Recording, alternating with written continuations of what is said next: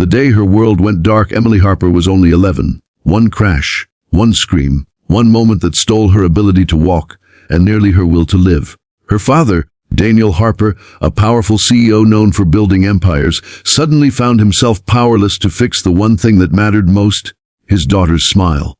For months, Emily refused to speak, to eat, to even look out the window.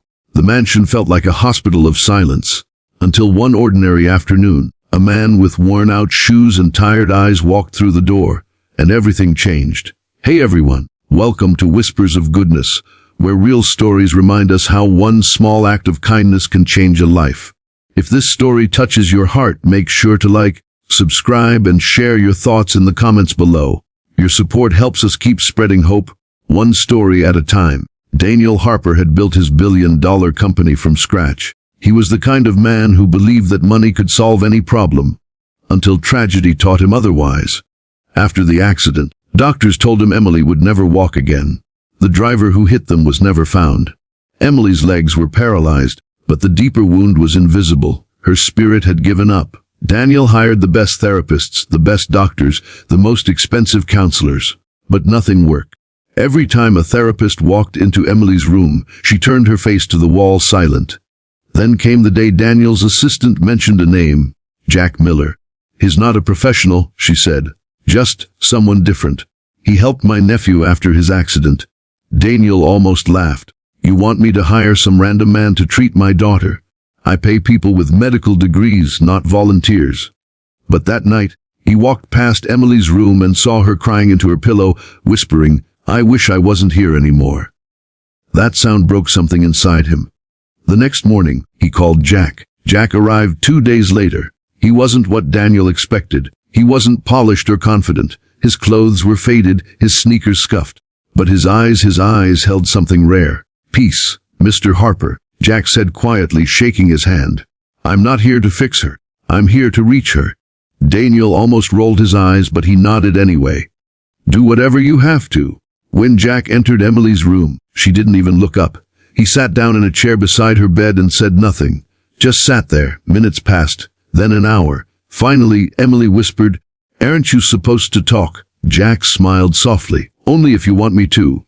Something about that moment, the silence, the gentleness, began to chip away at her walls. Jack started visiting every day after school hours. He brought simple things, puzzles, paints, a deck of cards. Sometimes he told stories about his son Noah, who was around Emily's age. Noah had lost his mother to cancer 2 years ago. Jack raised him alone, working as a mechanic, struggling to make ends meet. But despite the hardship, he spoke about his son with warmth that lit up the room. One day he asked Emily, "Would you like to meet Noah?" She shrugged. "I don't like people." "That's okay," Jack said. "He doesn't either. But he likes pizza. Maybe we could all not like people together over pizza." Emily almost smiled, the first hint of one in months. A week later, Jack brought Noah over. Noah was a shy kid with messy brown hair and a smile that appeared only when he felt safe. He brought a small box with him.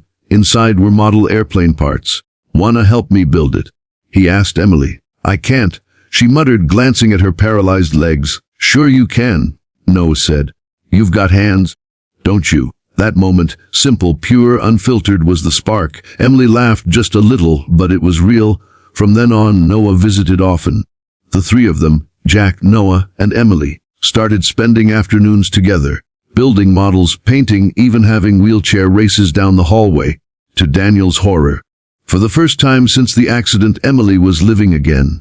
One evening, Daniel stood outside her door listening. He heard laughter, her laughter, ringing through the halls. Tears filled his eyes. That night, he sat with Jack in the kitchen. "How did you do it?" Daniel asked quietly. Jack sipped his coffee. "I didn't do anything special. I just showed up. Sometimes that's what kindness really is. Showing up, even when it's uncomfortable." Daniel looked at him with disbelief. "You've done more for her than all the doctors combined. I don't even know how to thank you." And Jack smiled. "Don't thank me. Just pay it forward when it's your turn." Over the next few months, Emily's world bloomed again. She started drawing beautiful sketches of wings, clouds, and freedom. She even convinced Daniel to let her go outside in her wheelchair. For the first time, she wanted to live again. Jack and Noah became part of the Harper family in every way except name. Daniel would often watch the two children, one with strong legs, one with strong spirit, racing their imaginations together. He couldn't help but notice how Jack's old truck often made strange noises. One day, Daniel quietly had his company's garage repair it. When Jack found out, he laughed and shook his head. "You didn't have to." "I know," Daniel said, "but I wanted to." That was the first time Daniel realized kindness wasn't about wealth. It was about heart. Then one day, tragedy came knocking again. Jack collapsed at work. A heart attack. By the time Daniel reached the hospital, it was too late. The news shattered everyone, especially Noah and Emily. Emily refused to eat for 2 days. When Daniel finally sat by her side, she whispered, "He was the only one who understood me." Daniel took her hand and said softly, "Then we'll understand each other." That's how we honor him, by being kind, just like he was. From that day forward, Daniel made a promise.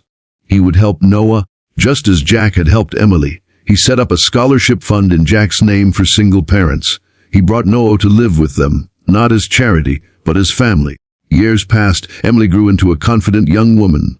Though she never walked again, she learned to move hearts with her art, painting wings that seemed to lift off the canvas. One afternoon, while giving a talk at a children's hospital, she told the audience, "I once thought my life was over." Then someone whispered, "I'll help her." That whisper became the loudest voice in my heart, the voice that said kindness heals. In the front row sat Noah, smiling proudly. Beside him, Daniel wiped away a tear. Sometimes the greatest heroes aren't doctors or CEOs.